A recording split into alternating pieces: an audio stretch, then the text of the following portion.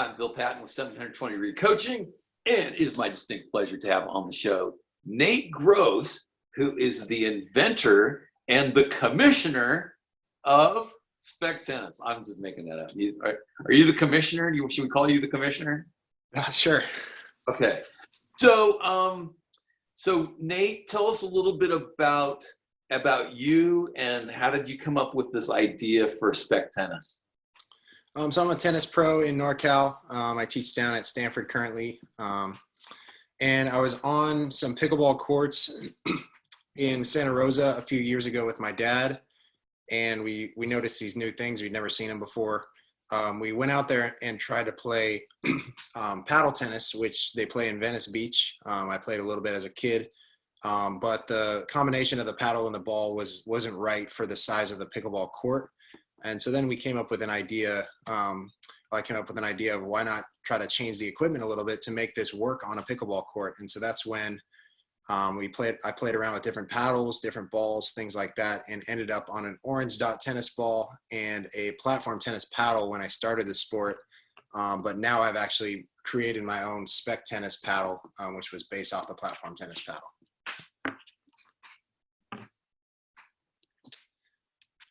I can't hear you, Bill.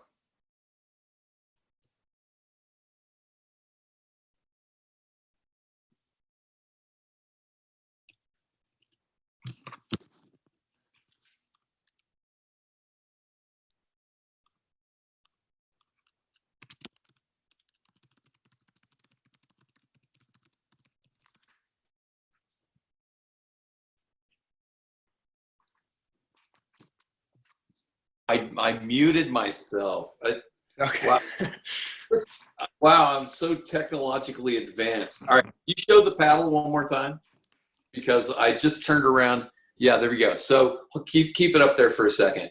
Now flip it a little bit so we can see the thickness of that. All right, so that's a wooden paddle with holes drilled in it. It's actually high density foam. High density foam. Okay, with a graphite rim.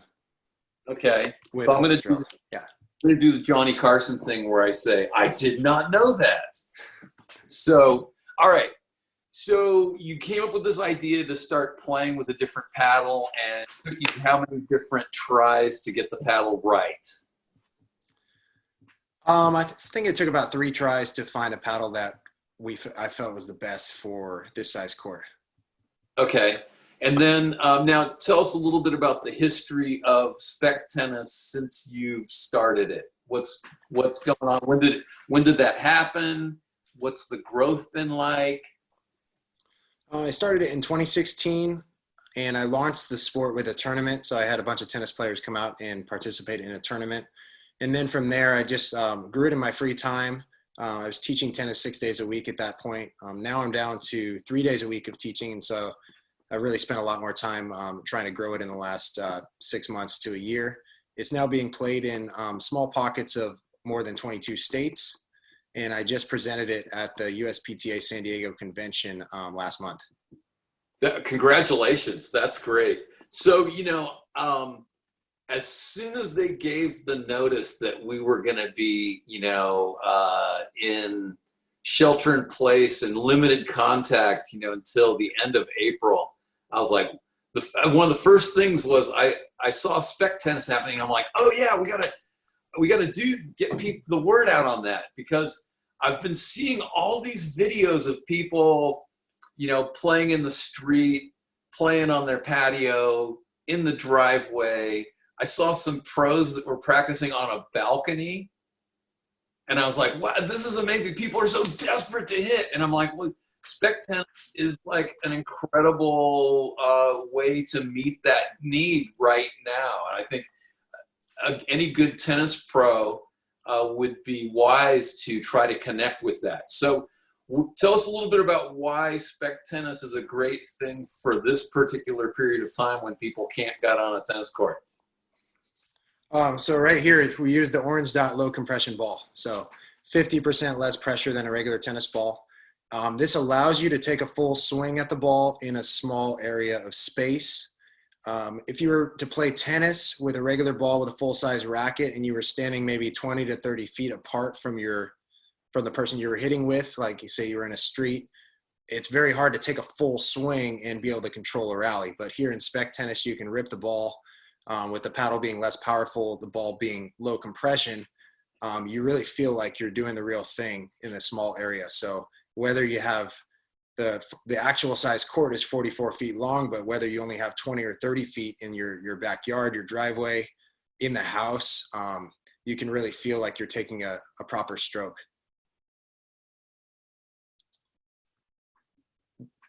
Bill, you're muted again. So yeah, one thing that happens is the camera shifts to whoever's talking.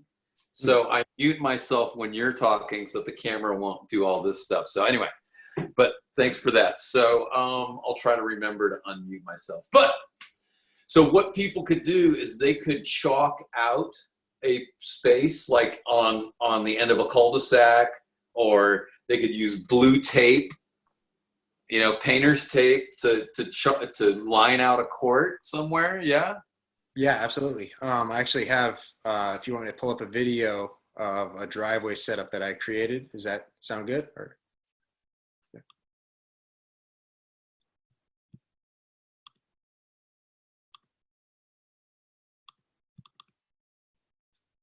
So here's a driveway setup.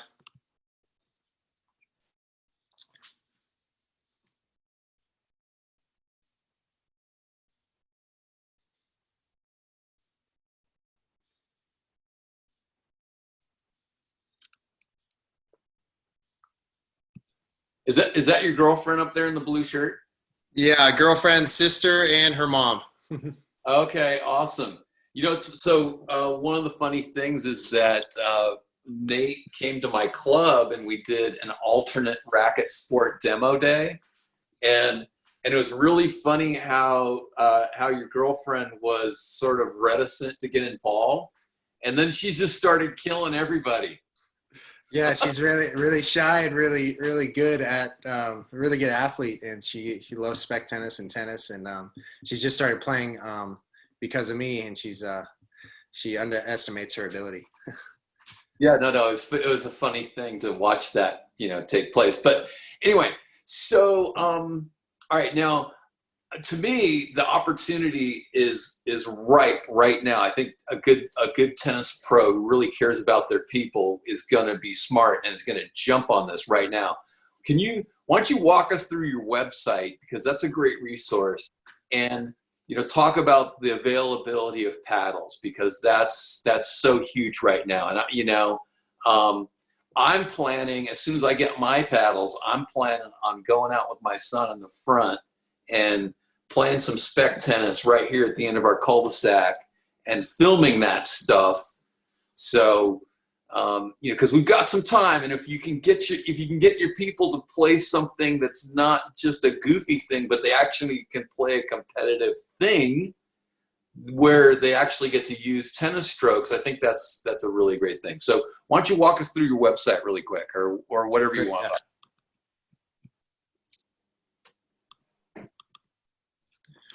So spectennis.com has a lot of resources on it. If you click here on paddles, this will redirect you to spadesports.com.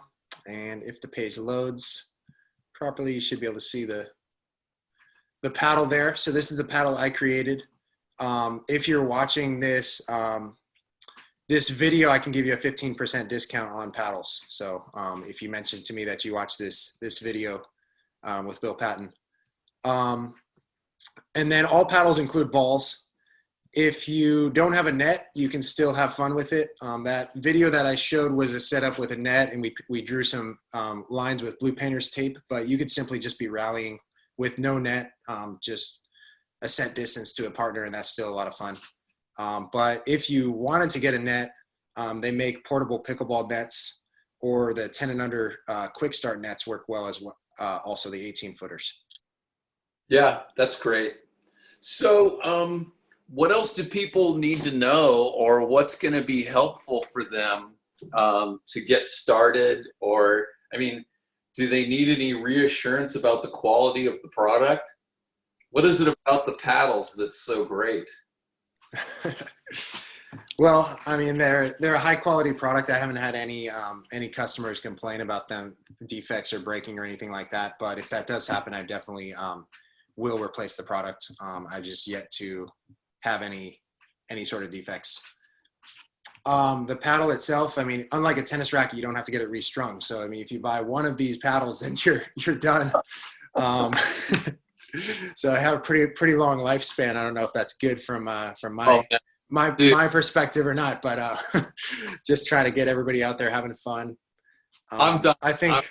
Wait, no, I have some material on that. So you know, you have a junior and they're like 10 and they've never broken a string or whatever, right? And then they finally get some strength and they're hitting with enough topspin and they finally break a string, and it's like this rite of passage.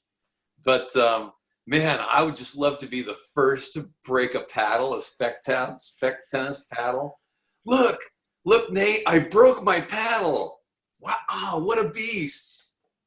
Anyway. They're pretty solid. I've drilled holes in them to try to compromise the integrity a little bit and play test them, and it's pretty hard to do. So, all right, now how do they compare to platform tennis paddles? How do they pickleball paddles? Pickleball. Yeah. So they are heavier than a pickleball paddle. I think the pickleball paddles typically range between like 7 and 9 ounces, maybe even some in the 6 range. This is 10.3 ounces, so it feels more like a tennis racket. But when I started the sport, we were using paddles that were roughly 12.5 ounces, and so it's a big jump from that. So if you hold a pickleball paddle side by side with this, it's going to feel a little bit heavier. But then again, the type of ball that you're hitting, I think it requires that heavier paddle. If you went out with a pickleball paddle and tried to hit this orange dot low compression ball, it would be hard to, it probably wouldn't be as satisfying. And I've found that with the heavier paddle, it also promotes a lot of good things. Like people are maybe forced to turn their shoulders more on their shots as opposed to just using the arm or using the wrist and things like that. I think a lot of pickleball injuries are actually wrist injuries from people using overuse of the wrist, things like that. That's interesting. So do you have any data on that, or is that just kind of an observation you've made? That's just an observation I made from these online forums and things, people talking about the types of injuries. I think I've seen a few articles, but don't quote me on that. Well, Mitch Kuttner is now watching, Mr. Pop Tennis. So, so we better qualify our statements here. But anyway, there was our Pop Tennis mention right there, Mitch, for you. But, we, on that same day, I had some Pop Tennis rackets. And then we also had a little bit of my friend Chris Yoder came out and played some pickleball with us and made everybody look silly. So, yeah, I mean, my favorite was the Spec tennis. It really was. The comments. I love the fact that it could be taken as a training for tennis. Paddle tennis, pop tennis in a lesser way, and pickleball is almost, to me, a completely different game. I just, the whole idea of having to get used to the scoring, which is a little confusing, and the fact that you have to be aware of where you are on the court and let the ball bounce if you're too close. I'm like, it just runs counter to the way I think at all. So in Spec tennis, is there a kitchen? There's not. So if you're playing on an official pickleball court, you use the kitchen line to determine if the serve is in. So the serve has to go cross court past the kitchen if you're on an official court. Oh, well, then that's smart, because you wouldn't want people drop shotting their way to glory, right? True, but if on courts that I mark myself, I'll run a center line all the way down the center, and then drop shot serves are legal. So the reason that you can't drop shot serve on a pickleball court is because the center line often doesn't extend all the way to the net. So it's hard to determine if the ball is cross court. But if you have a center line all the way down the center, all the way down the middle of the court, that adds an extra dimension. You can actually see a drop shot serve, which is kind of fun. Okay. Awesome. And then do you have any video you want to share with us of people playing crazy points? Yeah, let me pull those up. Okay. Great. do that. Because, I mean, that's one thing I think that really appeals to me is that, you just get some really awesome long points, and they are like an awesome doubles point on steroids. Although steroids are bad, kids. Don't use steroids. Don't use any kind of performance-enhancing drug. That's my little qualifier. All right. A second. Sorry, Bill. Let me get the screen share going. Okay. It's all right. Okay, so I played with a couple of Cal Berkeley tennis players in this video. Okay. We set it up at a club, at the club I worked at. Yeah, I taught at that club for one day. That's a funny story.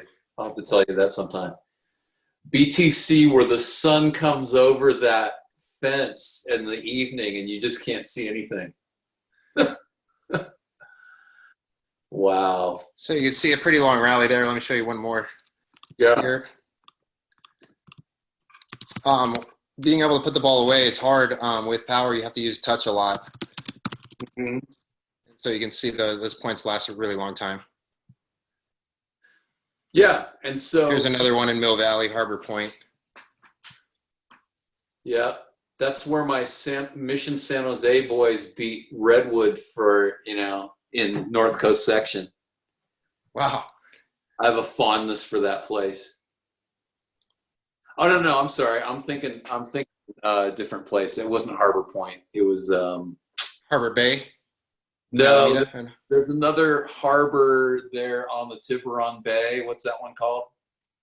Tiburon Peninsula Club. It's the one. No, it's another one around the corner. Anyway, that's an arcane conversation. We'll we don't need to do that. All right. So, what else do people need to know about Spec tennis before they go ahead and just get some paddles and make this thing happen like right now? It's less of a learning curve than tennis for sure. So I think a family can get out there and be able to rally pretty quickly. Easy to learn, hard to master. But with the paddle being shorter and the sweet spot being closer to the hand, you can kind of relate it more to ping pong. Like somebody can pick up a ping pong paddle and be able to hit the ball across the net and have a lot of fun with it. And so I think that's one of the biggest barriers for people in tennis, especially, is that the learning curve is pretty high. And so especially for a lot of kids, playing another sport is easier. They have more success right away. So if you can get your kid kind of just hooked on racket sports, I think that's a great end goal if you want them to be in tennis in the end. So with the ability to just be able to rally a lot easier than you can in tennis. I mean, you might have friends that have never played tennis before and you can go out there and have fun with them. Yeah, no, I am ready to, as soon as I get my paddles, I'm ready to have a party at my house. Heading to the UPS store right after this. With proper social distancing. We'll have wipes to wipe down the balls, if they ever have to check in. Yeah. We'll do the old, drag the ball with your racket on your leg, up and not touch it ever. So we will do proper social distancing. So anyway, anything else you'd like to share with the audience before we say goodbye? That's it. Thanks so much for having me. I really appreciate it. And if anybody wants to try Spec Tennis, definitely can reach out to me on spectennis.com. And we can talk about getting you set up to try it out at your facility. And thanks so much. So are you willing to travel out to go do a demo at people's club, or can they come to you, or is it a NorCal thing? I definitely can do any facility in NorCal very easily. If it's further than NorCal, we can talk about that. But I can at least get you set up with equipment to be able to try it out, test it out, see if it's something that you like, your members like. I think it's just a great way. All these alternative racket sports is just a great way to get more people on the court. I mean, I think before any of these sports were around, you only had the tennis players, but then there's that percentage of the population that wasn't playing a racket sport. Now we're getting so many more people doing racket sports, which I think is just great. Yeah, and I love it. I find the paddle to be really satisfying, and I might be more likely to want to play competitive spec ball because I've got some knee and back issues and whatnot. So just the fact that everything's a little more compact and there's not quite as much running, makes a big difference. So anyway, so thanks for coming on, Nate. And I want to encourage everybody who's watching this to just jump on this opportunity. How many rackets do you currently have in stock? I have about 200 at the house right now, waiting for the next shipment coming from China too. So. Okay. All right. Well, yeah. So hopefully you can and I'm not going to make a comment on China at this time. I want that was close. So, all right. Thank you for your time, and hope to see you again sometime soon. Thanks. All right. Bye-bye. Oh, you